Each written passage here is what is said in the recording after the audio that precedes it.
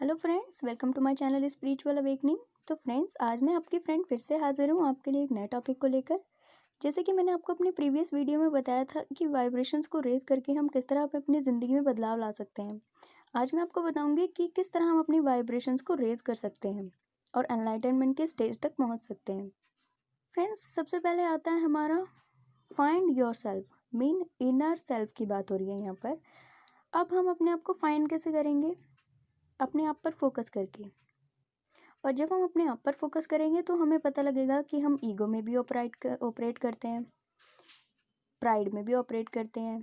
जितनी सारी नेगेटिव चीज़ें हैं उनको हम सर्च कर लेंगे। फिर ये क्वेश्चन मार्क जो अब हमें अपनी सोल पर, अपने बिहेवियर पर, अपने चीज़ों पर फील होता है, अपने बिहेवियर के अंदर फील होता है, फिर वो ऐसा कभी फील नहीं होगा। ठीक? क्यों? क्योंकि हम जिन चीज़ों को हम इग्नोर करके हमेशा कन्फ्यूजन वाली स्टेज में रहते हैं, उन चीज़ों पर हम वर्क करना स्टार्ट करेंगे। कैसे? सबसे पहले हम उन चीज़ों को फाइंड करेंगे कि हाँ, ये भी एंगर इशू है मेरे अंदर पे, या कुछ नेगेटिविटी है, या किसी भी तरीके की प्राइड का इशू है, किसी भी तरीके का कोई इशू है, तो हम इसको सबसे पहले फाइंड करेंगे यहाँ पर। ठीक है? तो फर्स्ट स्टेज है ये एनलाइटनमेंट होने की, अपने वाइब्रेशंस को रेज करने की। ठीक? अब सेकेंड स्टेज पर आते हैं। जैसे ही हम फाइंड कर लेते हैं कि हमारे अंदर ईगो प्राइड में हम ऑपरेट करते हैं और इस तरीके की प्रॉब्लम हमें है, वैसे ही हमें इस पर वर्क करना स्टार्ट कर देना चाहिए। वर्क कैसे? ईगो प्राइड में ऑपरेट करने वाले लोग अपने आप को इस तरीके से चेंज कीजिए, यानी कि कुछ छोटी छोटी एक्टिविटीज़ इस टाइप से स्टार्ट कीजिए जो ईगो एंड प्राइड की सिचुएशंस को हमारे अंदर से रिमूव कर पाए। इस पर वर्क काम करना शुरू कर दीजिए।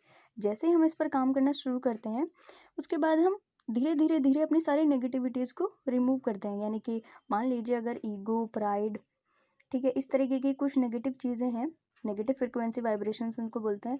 तो ये नेगेटिव फ्रिक्वेंसी को रिमूव करने के लिए जैसे ही हमने इस पर काम करना शुरू किया, तो ये धीरे धीरे धीरे अपने आप ही रिमूव होता चला जाता है हमारे सोल में से।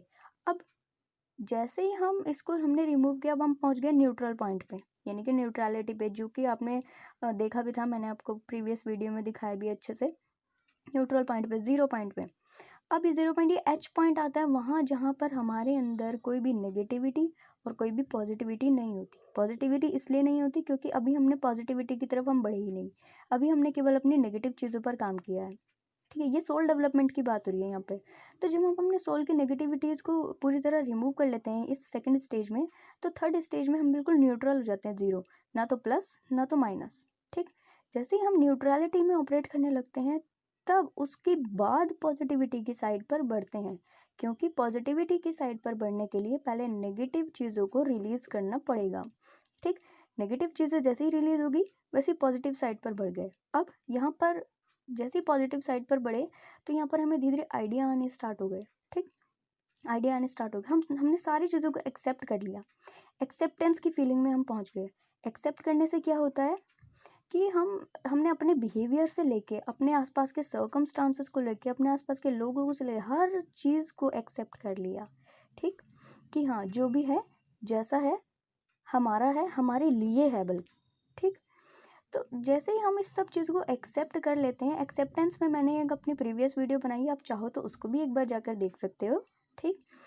तो जैसे ही हमने सारी चीज़ को एक्सेप्ट कर लिया, अब वहाँ से हम बढ़े और अपनी फ्रिक्वेंसी हाई करने के प्रोसेस पर। अब यहाँ पर हम अपने स्पिरिट गाइड से कनेक्ट हो जाते हैं। ठीक? जैसे अपने स्पिरिट गाइड से कनेक्ट हुए, तो वहीं पर हमें पता लगने लगता है कि रीज़न का पता लग जाता है कि सब चीज़ ना एक रीज़न के बिहाफ पर हो रही है, यानी कि सब चीज़ों का एक रीज़न है। जैसे ही हमने एक्सेप्टेंस की फीलिंग में ऑपरेट करना स्टार्ट किया, वैसे ही हम दूसरी सेकंड स्टेज पर आकर हमें पता लग जाता है कि हाँ, ये सब ना किसी रीज़न से हो रहा है, यानी कि हमारा बिहेवियर ऐसे होने का भी रीज़न है। ठीक? हमारा इस बिहेवियर को रिलीज़ करने का भी एक रीज़न है। सब चीज़ों का अपना एक रीज़न है, एक नेचर का इस तरह होने का एक रीज़न है। अच्छा, जिस तरह आप अपने स्पिरिट गाइड्स से, अपने एंजल्स एंड स्पिरिट गाइड्स के ऊपर भी मैंने एक अपने प्रीवियस वीडियो बनाया, आप चाहो तो उसको भी देख सकते हो जाके।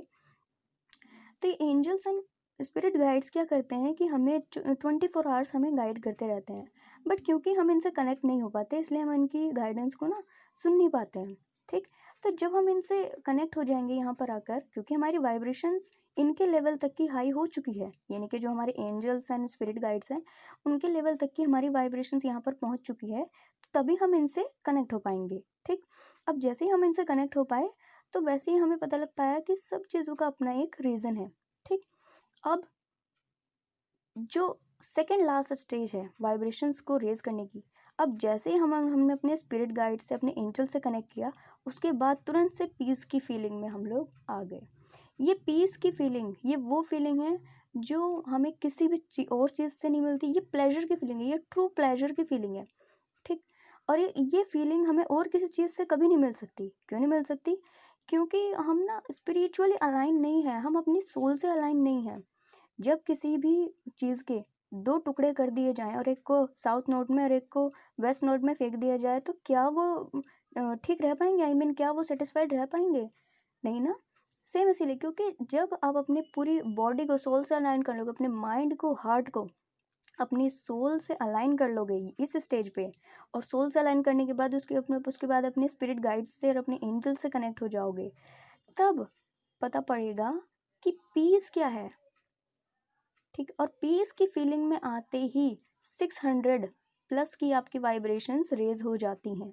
ठीक, और जैसे ही पीस की फीलिंग में आए, उसके बाद जो लास्ट स्टेज आती है वो है एनलाइटनमेंट स्टेज। एनलाइटनमेंट स्टेज होती है 700 प्लस की, जो स्टेज होती है वो होती है फुल्ली एनलाइटन स्टेज, जिसमें आप अपनी चीज़ों को, अपने जो भी आपको 3D लाइफ में चाहिए, उन सब चीज़ों को मैनिफेस्ट कर सकते हो और अपनी ज़िंदगी में बदलाव कर सकते हो, जिस तरह के बदलाव आपको मैंने प्रीवियस वीडियो में बताए थे।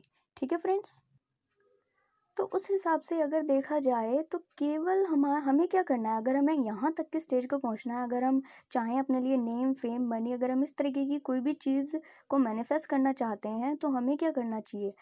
क्योंकि इसी लेवल पर सारी चीज़ें मैनिफेस्ट होती हैं। ठीक, तो इस लेवल तक पहुँचने के लिए हमें सिर्फ इतना करना है कि फर्स्ट स्टेज, यानी कि पहला स्टेज को क्रॉस करना है। जो फर्स्ट स्टेज है ये है अपने आप को फाइंड करना, यानी कि सोल लेवल पर अपनी जितने भी इश्यूज़ हैं, प्रीवियस लाइफ टाइम के इशू हों या इस लाइफ टाइम के इशू हों, उनको फाइंड करना ही केवल काम है।